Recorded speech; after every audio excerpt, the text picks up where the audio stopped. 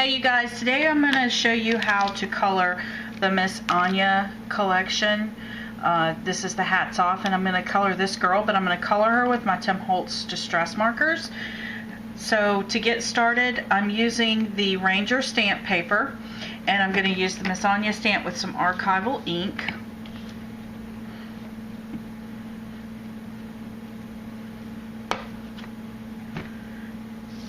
Now when you stamp this, you want to make sure that you get a good coverage, but remember that this is stamping paper, so it's going to be very slick, and you want to be real careful when you pick this up, and then you want to set it to the side and let it dry before you begin using your markers.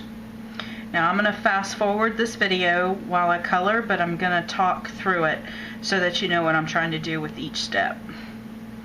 So hold on.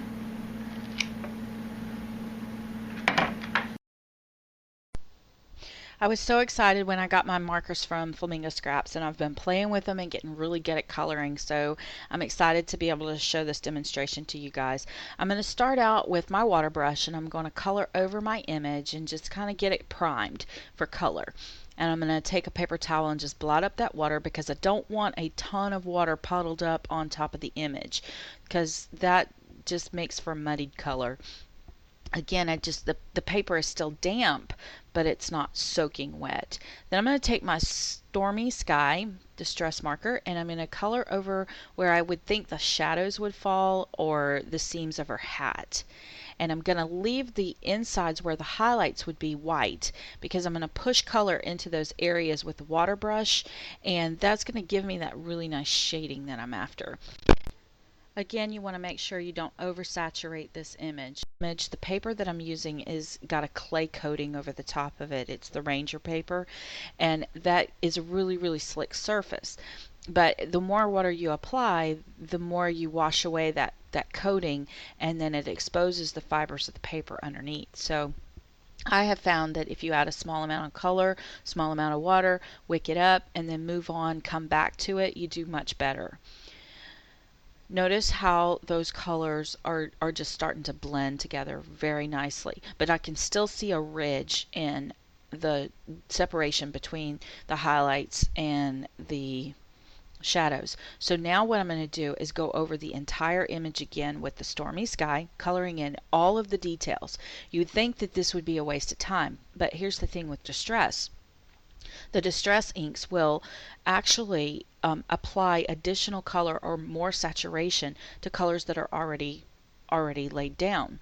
So with that said, when I blot up, notice how my highlights are still there, because there was less color under them than there was in my shadows, which is why I started out tracing the shadowed areas. Again, apply water and then move on. Now notice how my water just kind of puddled out there over the side of my image. I just blot that up with the paper towel and keep moving. Now at this point I should have probably stopped messing with this hat, but I didn't. I continued on. Try to avoid that if you can, because what happens is the more you, like I said before, the more water you add, the more you're washing away that clay coating, and you're going to cause bruising of your paper. Now I'm taking my paper towel and just using my finger to blend that color together, and that really gives it a nice blended look. Once again, going over my hat, I wanted it a little darker than what it was showing. When you use the paper towel, it does kind of lift some of the color off. So I find that I just keep going back and adding more to it to make it a little darker.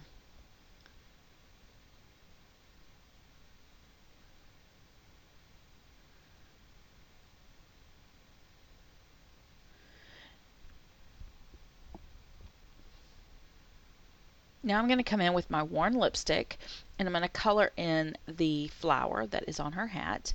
I do everything in stages when I'm working, and normally I work from the top to the bottom, but because I'm doing this upside down, it made it difficult to start in that direction.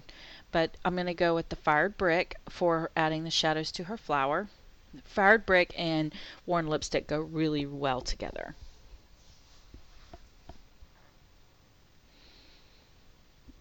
Now I'm going to use Vintage Photo to color in her hair.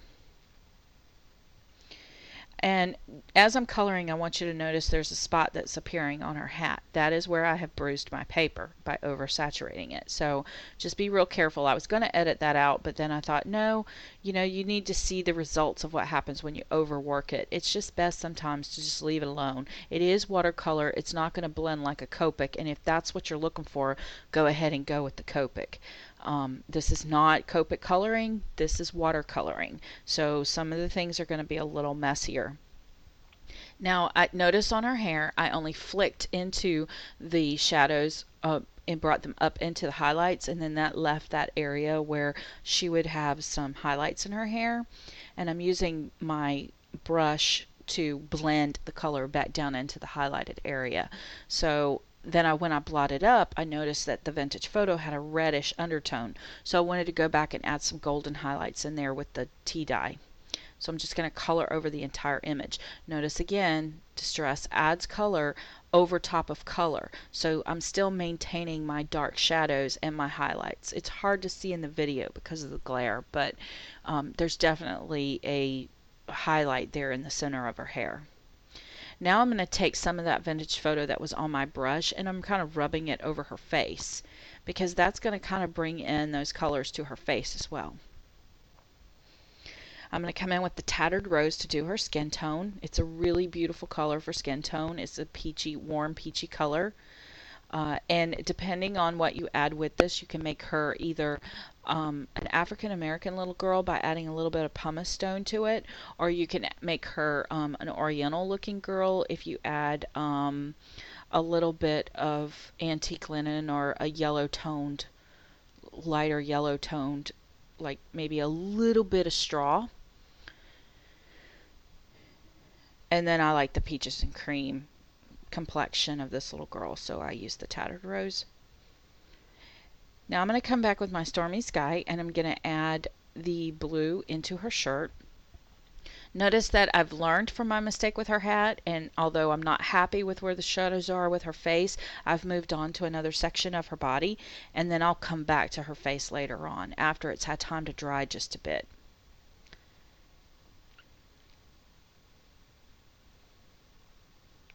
I think the real trick in practicing here is getting a touch for how much to add and how much to take away. Also, by blotting this up, it keeps the paper from warping.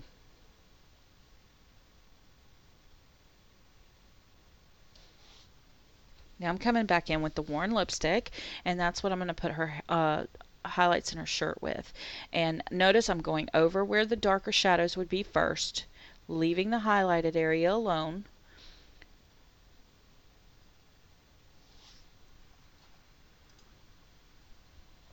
Then come back in with my water brush. I'm lifting some of that pink from the water brush and adding it to her cheek color. That gives it a nice subtle tone.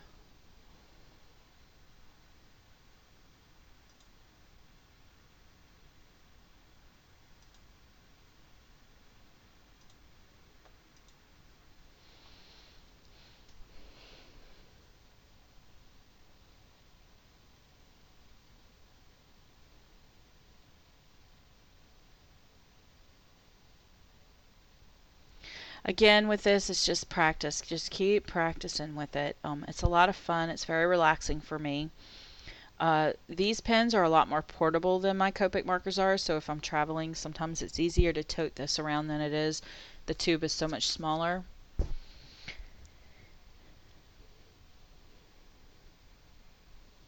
And the water brush fits in the tube with the pens. That's another thing that I really like.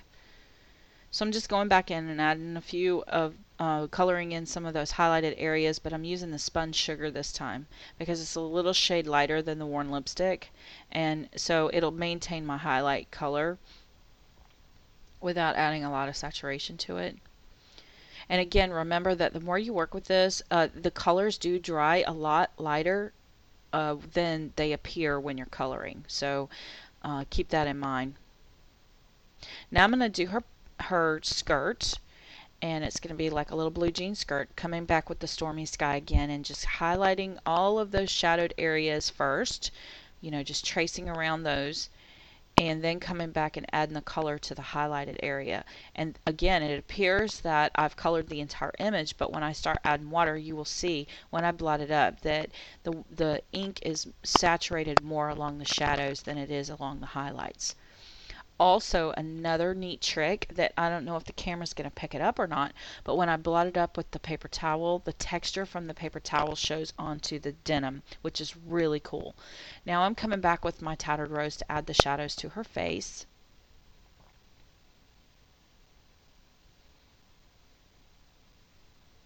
And there would be a lot more shadowing under her hat. And again, remember, these are not Copic markers, so you're never going to achieve that really shadowed look with these markers like you do with your Copics. But you can get close with trickery. Now I'm going to come in and color in her legs, and remember, she would have a little more shadow under her skirt than she would under, in the open part of her leg. So I'm just kind of touching right there underneath that with a little more color.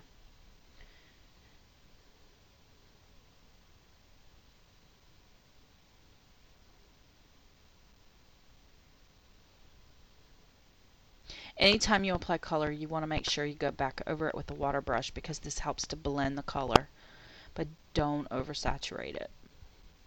I'm going to pick that color up, and I'm going to come back and add a little bit of color to her skirt again.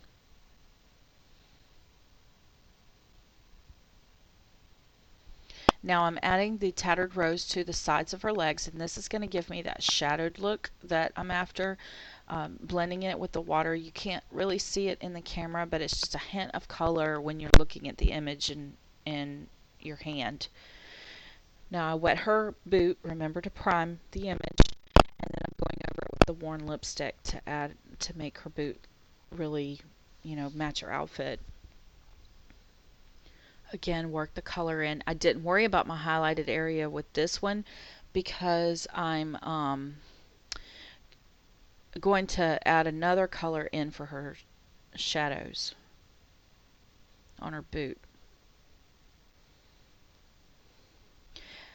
I'm going to take the fired brick, and that's what I'm going to use for the shadow color. I'm going to go up the sides and up the sole and then across the top of her foot because that's going to add that crease that makes it look like her foot is bent. And then just blend that in with the water brush.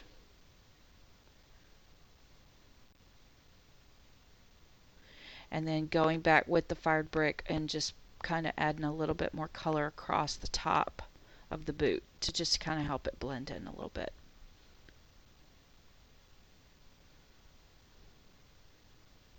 And see how it left that little highlight on her shoe? I just love that. I think it's so cool. Now, notice in her hair there's some wicking that's going on because I've oversaturated those areas. Remember, this is watercolor. It's never going to be perfect, which is why I've decided to fussy cut her out once she's drawn. I'm not going to sweat little details like that with watercolor. It's just too tedious.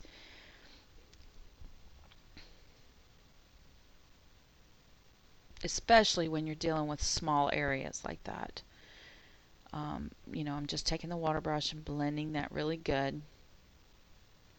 Now I'm going to go in with the dried magnolia, which is a warm peach color, and I'm going to color in under the brim of her hat. It's still a bit too orange for her skin tone, but the water just helps to even that out just a bit.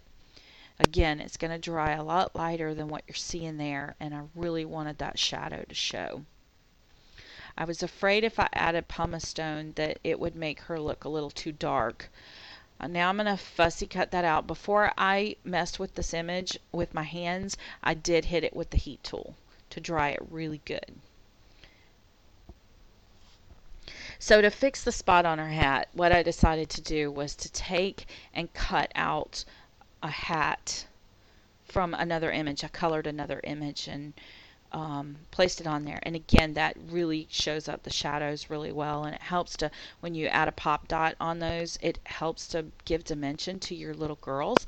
The first person I saw do this, I believe, was Yvonne, but I have seen people do this like years ago with photographs, and it was just amazing because the photograph just seemed to pop out of the image. And again, just fussy cutting out her boots from another image just to place on her. Um, going through her little body and deciding which parts would be a little more in depth than others. You can have a lot of fun with this. You can go 2 or 3 layers deep too to really get a nice effect on it. And if you think about it, this is what Jolie's have been doing for years.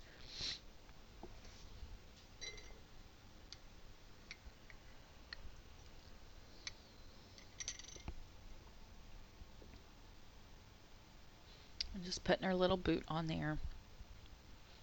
I just love how she turned out. She's so cute. And I decided to go ahead and add her skirt to be dimensional. So cute. But to do this effect, like I said, you need to color the image a couple of different times the same way.